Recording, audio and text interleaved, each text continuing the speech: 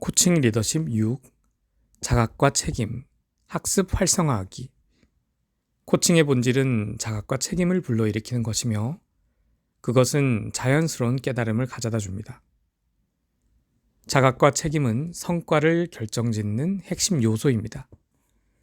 400m 허들 선수로 1968년 올림픽 금메달리스트인 나의 동료 데이비드 에머리는 스포츠 잘하기를 저술하기 위해 20개 이상 스포츠 종목의 세계 최고의 선수 63명을 조사했습니다. 그 결과 분야별로 상당한 편차가 있기는 했지만 자각과 책임이 모든 스포츠에서 공통적으로 가장 중요한 태도 요소로 나타났습니다. 마음가짐 혹은 심리 상태는 모든 종류의 활동에서 핵심 요소입니다. 이들 각 측면의 의미를 살펴보십시다. 승리하는 마음. 과거의 코치들은 스포츠 코칭에서 해당 스포츠에 상응하는 기술적 능력과 신체 단련에 주력했습니다.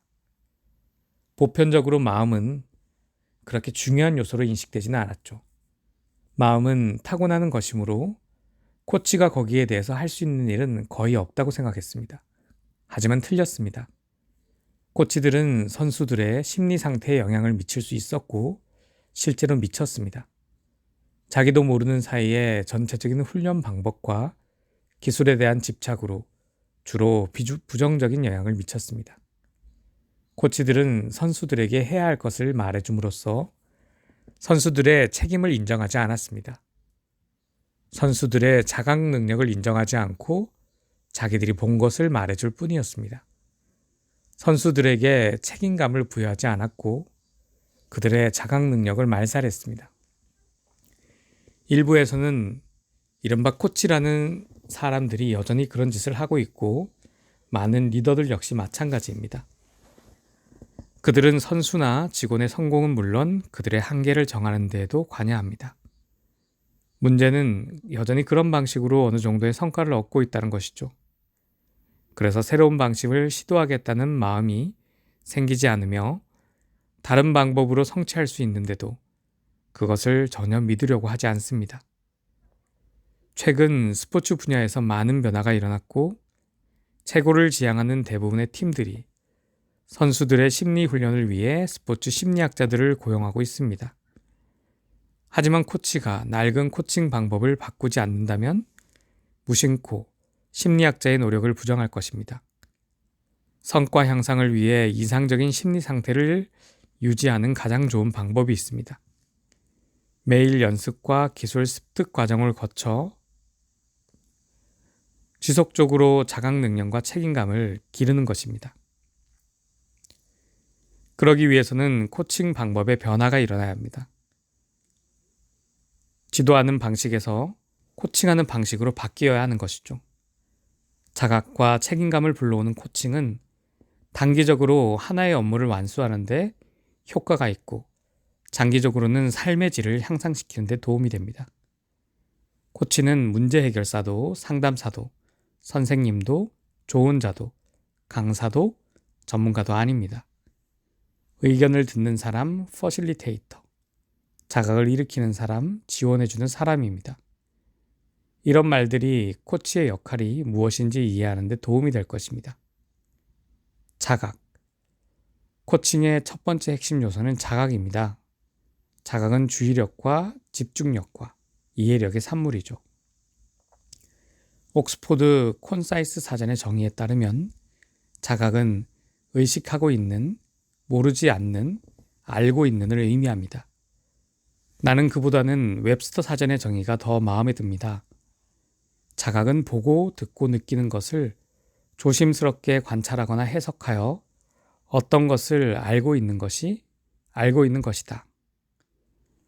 코칭의 원칙은 자각 능력을 높이는 것입니다. 우리는 알고 있는 것에만 대응할 수 있습니다. 모르는 것에 대해서는 대응하지 못합니다. 골웨이가 이너게임으로 입증했듯 무언가에 대한 인식이 우리의 타고난 학습 능력을 깨워줍니다. 그 첫 번째 단계는 자각하는 것입니다. 사람에 따라 시력이나 청력이 좋을 수도 있고 나쁠 수도 있고 자각 능력에도 정도의 차이가 있습니다. 사람들은 보통 시력이나 청력은 양호한 편이지만 일상의 자각 능력은 낮은 편입니다.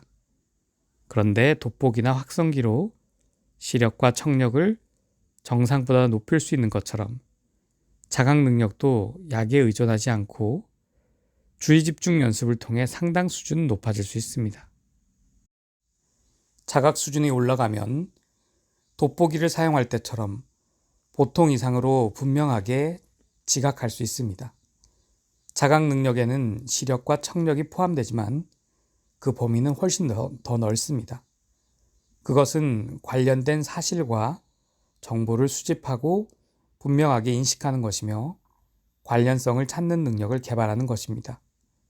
그 능력은 시스템, 역학관계, 사물과 사람의 관계를 이해하는 것과 함께 사람들의 심리를 이해하는 것도 포함됩니다. 또한 자기인식, 특히 감정과 욕구가 자신의 지각을 언제 어떻게 왜곡하는지를 인지하는 능력도 포함됩니다.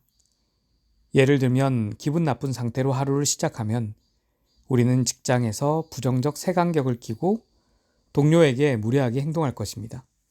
그러면 동료 역시 우리를 부정적으로 대하고 관계가 악화될 것입니다.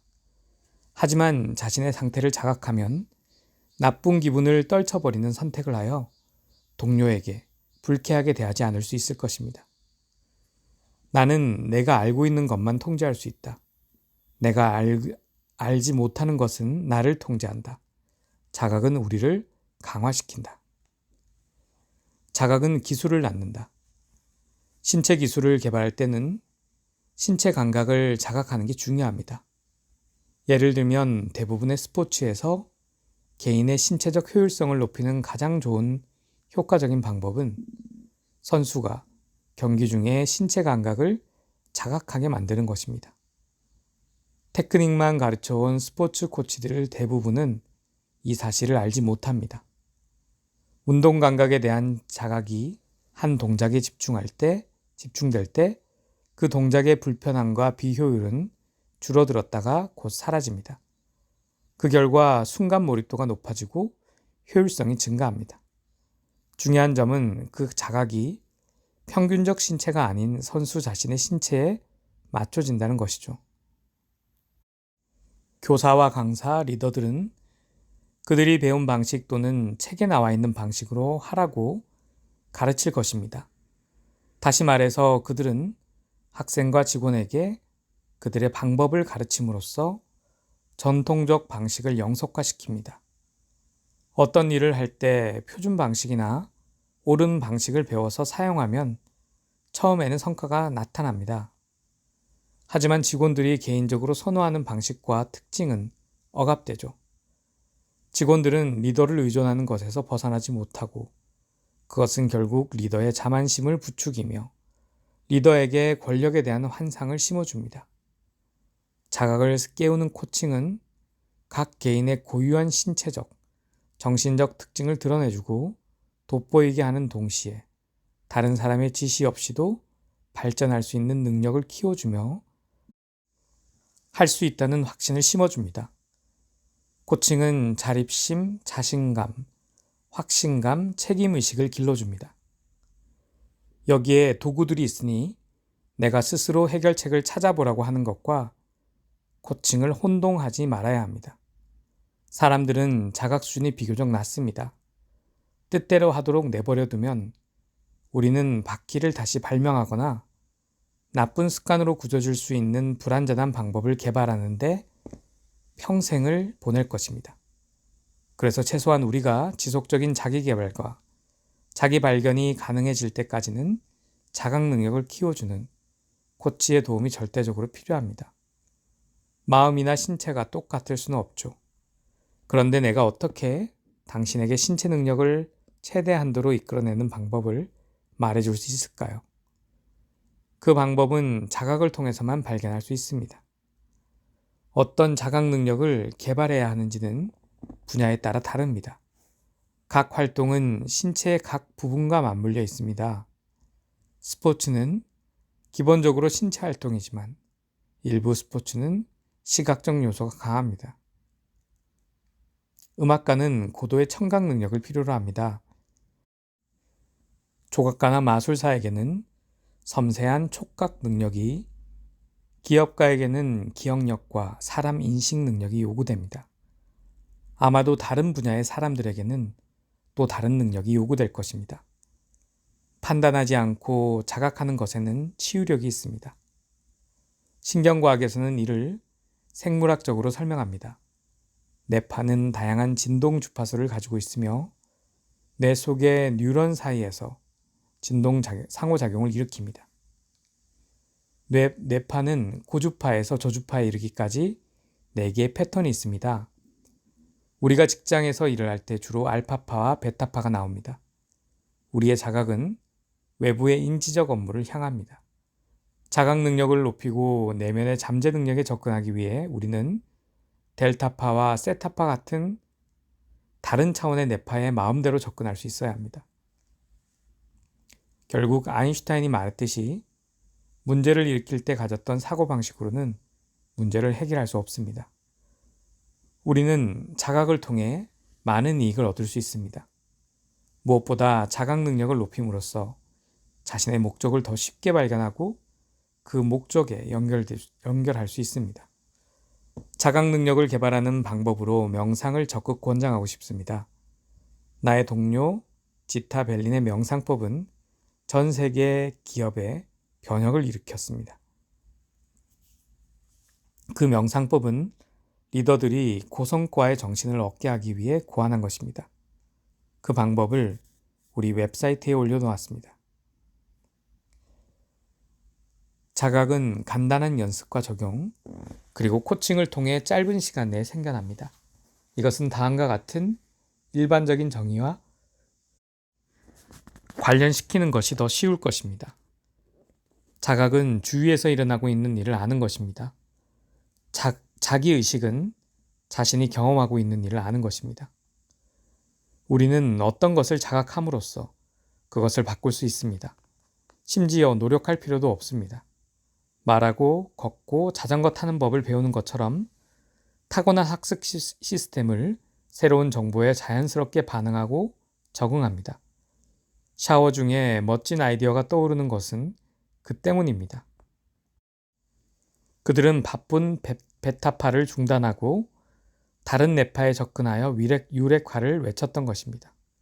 인풋. 또 다른 용어 인풋이 자각의 의미를 이해하는 데 도움이 될 것입니다. 인간의 모든 활동은 인풋, 입력되는 정보, 처리, 아웃풋, 출력되는 정보로 귀결됩니다. 예를 들면 차를 운전하며 출근할 때 우리에게는 수많은 정보가 입력됩니다. 다른 차량들의 움직임, 도로 상태와 날씨, 속도 변화와 공간관계, 엔진 소리, 계기판과 신체의 편안함, 긴장, 피로 등의 형태로 인풋이 이루어집니다. 우리는 이 입력 정보들을 환영할 수도 있고, 거부할 수도 있고, 충분하게 이해할 수도 있고, 세밀한 부분까지 받아들일 수도 있고, 주요 요소를 제외하고는 이해하지 못할 수도 있습니다. 또 라디오를 들으면서 운전하고 있다는 것을 의식적으로 자각할 수도 있고, 무의식적으로 안전운행에 대해 필요한 정보를 얻을 수도 있습니다. 어느 경우든 정보를 받아들이고 있는 것입니다. 능숙한 운전자라면 질 높은 정보를 많이 얻을 것입니다. 그 인풋은 정확하고 구체적인 정보를 제공할 것이며 운전자는 적절한 아웃풋을 생산하기 위해, 즉 도로 위에서 차의 위치와 속도를 결정하기 위해 그 정보를 처리하고 그 정보에 따라 행동할 것입니다. 그러나 아무리 입력 정보를 잘 처리하고 그에 따라 올바르게 행동해도 출력 정보의 질은 입력 정보의 질과 양에 의해 결정될 것입니다. 자각 능력을 기르는 것은 입력 정보 수용기의 반응성을 강화하며 종종 우리의 감각을 조율하고 두뇌 활동을 촉진시킵니다.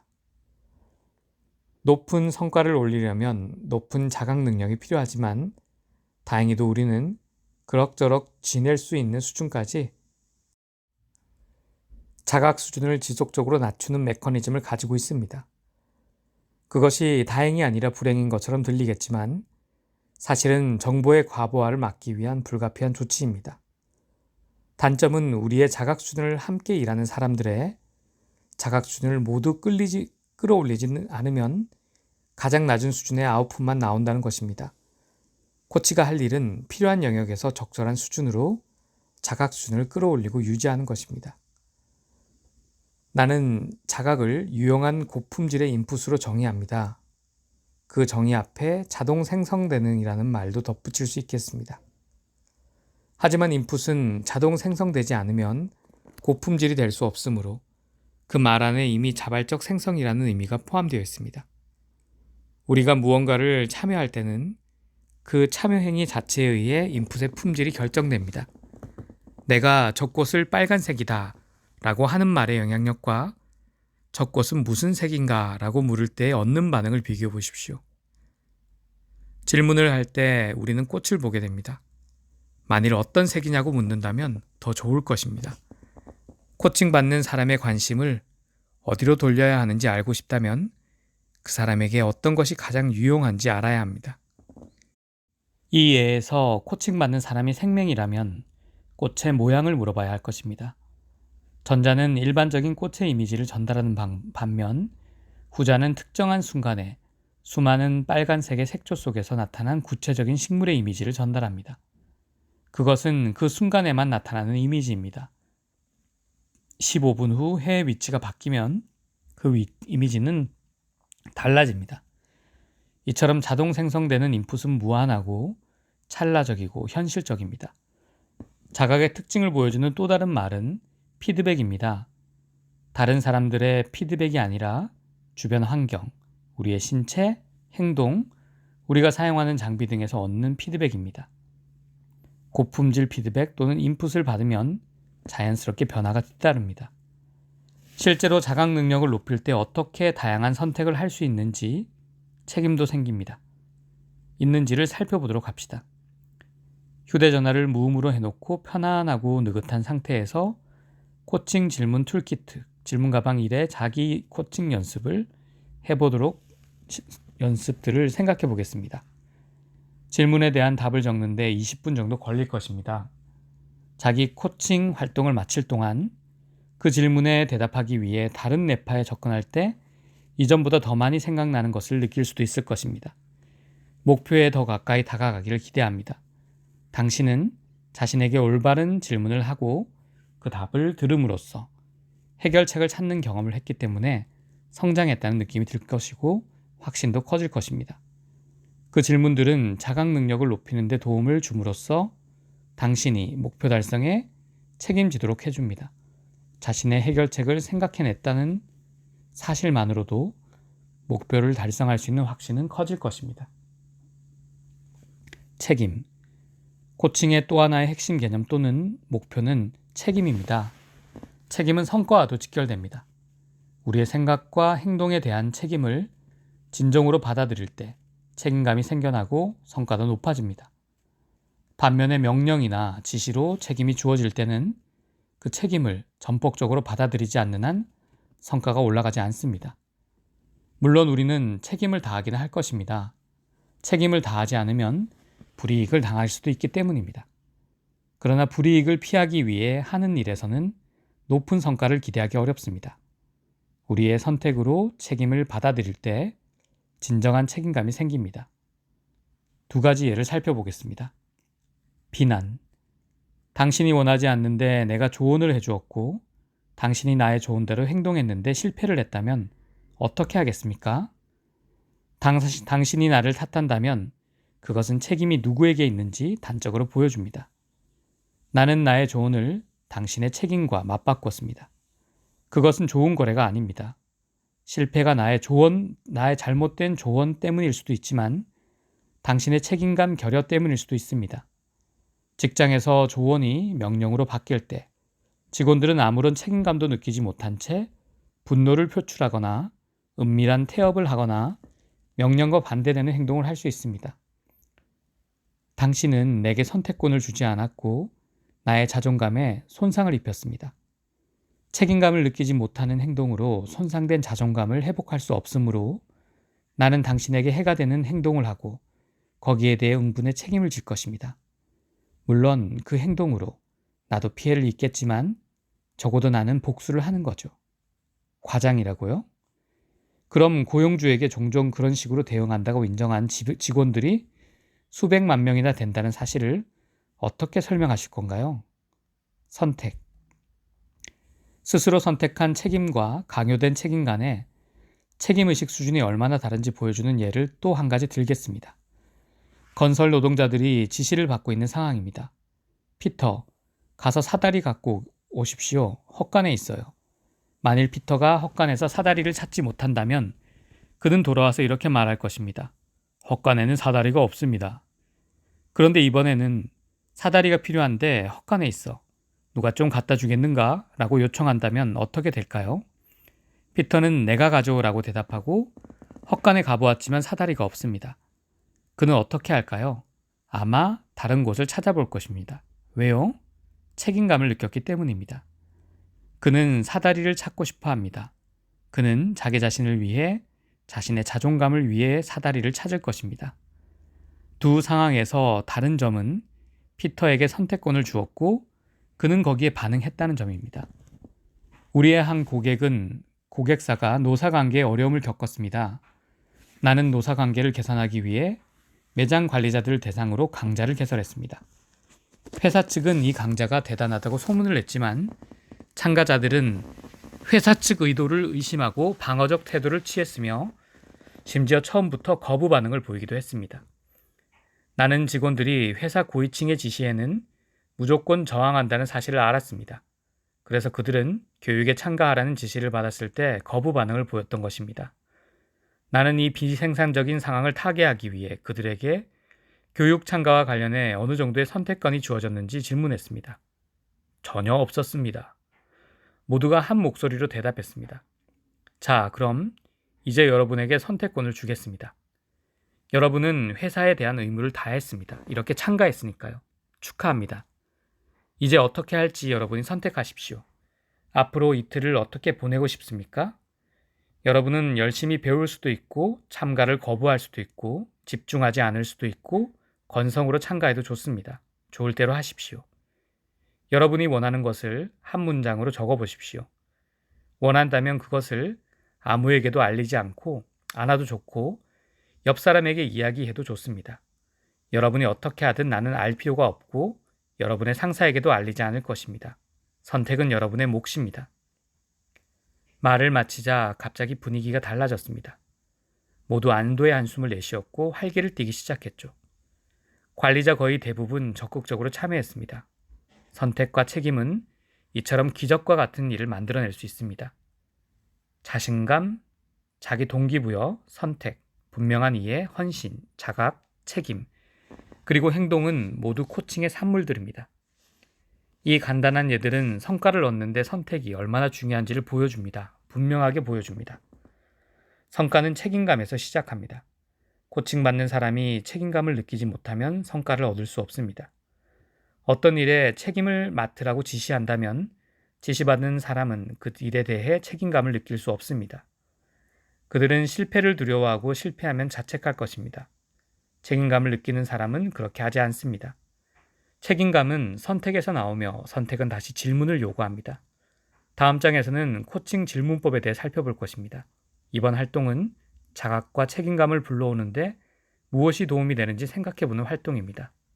활동, 자각과 책임감 불러오기. 1. 자각과 책임감을 불러오는데 능숙한 직장 동료 한 사람을 생각해 보십시오. 그들의 행동에서 무엇을 배울 수 있나요?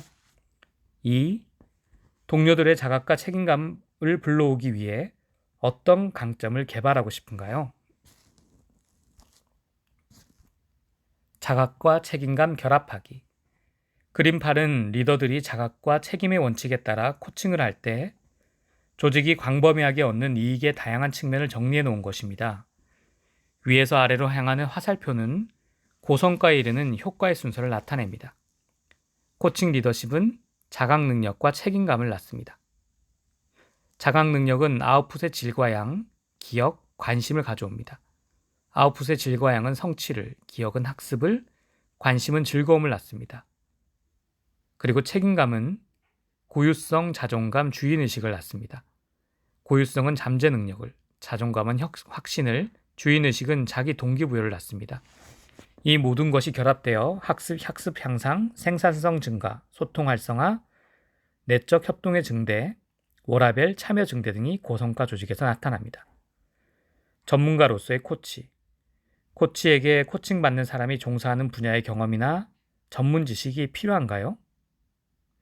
아닙니다. 코치가 정말로 코칭받는 사람의 자각 능력을 높여주는 한 그런 경험이나 지식은 필요하지 않습니다. 그러나 만일 코치가 코칭받는 사람의 잠재 능력과 책임감의 가치에 대한 확신이 부족하면 그 분야에 대한 전문 지식이 필요하다고 생각할 것입니다. 내가 하고 싶은 말은 전문가의 인풋이 필요하지 않다는 게 아니라 부족한 코치일수록 전문 지식을 과도하게 사용해서 코칭의 가치를 떨어뜨린다는 것입니다. 인풋이 제공될 때마다 코칭받는 사람이 느끼는 책임감은 약화됩니다. 지식의 함정. 이상적인 코치라면 전문 지식도 풍부할 것입니다. 그러나 전문 지식을 가진 코치가 코칭을 잘 하려면 자신의 전문 지식을 억제해야 하는데 그것은 대단히 어려운 일입니다. 테니스를 예로 들어보겠습니다. 오래전에 몇몇 테니스 강좌에 사람들이 너무 많이 몰려서 테니스 코치가 부족한 적이 있었습니다. 우리는 스키 코치 2명을 데려와서 테니스 코치 복장을 하게 하고 라켓을 겨드랑이에 끼게 한 다음 어떤 상황에도 라켓을 사용하지 않겠다는 약속하에 코칭을 하도록 했습니다. 예상한 대로 그들은 테니스 코치의 코칭과 거의 구분할 수 없을 정도로 완벽하게 코칭을 해냈습니다. 심지어 그들의 코칭이 더 우수할 때도 몇 번 있었습니다. 생각해보면 거기에는 분명한 이유가 있었습니다. 테니스 코치는 참가자들의 기술적 결함에 중점을 두었지만 스키 코치들은 그러한 결함을 인식하지 못한 채 신체를 효율적으로 사용하는 방법에 중점을 두고 코칭을 했습니다. 신체를 효율적으로 사용하지 못하는 이유는 자신감 부족과 신체에 대한 자각 부족 때문이었습니다. 스키 코치는 참가자의 자기 진단에 의존해 문제를 해결한 반면 테니스 코치는 기술력 결함만을 해결하려고 했습니다. 이 일을 계기로 우리는 테니스 코치가 전문 지식으로부터 초연해지게 하여 교육에서 더 좋은 성과를 거둘 수 있었습니다. 숨겨진 원인 찾기. 이번에는 기업의 예를 들어보겠습니다. 조지아의 리더는 조지아가 옆부서 동료들과 소통이 원활하지 못했다는 것을 발견했습니다. 리더는 주간 업무 보고서가 해결책이라고 생각했지만 조지아가 소통에 계속 거부 반응을 보이는 한 업무 보고서는 그 내용이 부실할 수밖에 없었습니다. 리더는 조지아가 자신에게 업무 보고서를 제출하는 것에 만족하지 않고 그녀가 거부 반응을 보이고 있다는 사실을 스스로 발견하고 마음을 고쳐먹도록 코칭했습니다. 조지아의 경우 소통 부족은 증상이었고 진짜 원인은 거부감이었습니다. 드러난 현상 뒤에 숨은 원인을 제거할 때 문제가 해결됩니다. 리더, 전문가인가 코치인가? 전문가가 좋은 코치가 되는 것은 불가능하지 않지만 어려운 일입니다. 물론 전문 지식이 리더의 역할을 수행하는 데 여러모로 도움이 되며 실제로 리더는 전문가인 경우가 많습니다. 팀 직원들만큼 전문 지식을 갖추지 못한 조직의 고위 간부의 예를 들어봅시다. 그가 좋은 코치라면 전문 지식을 아는 것과 상관없이 고성과의 문화를 만드는 데 어려움이 없을 것입니다.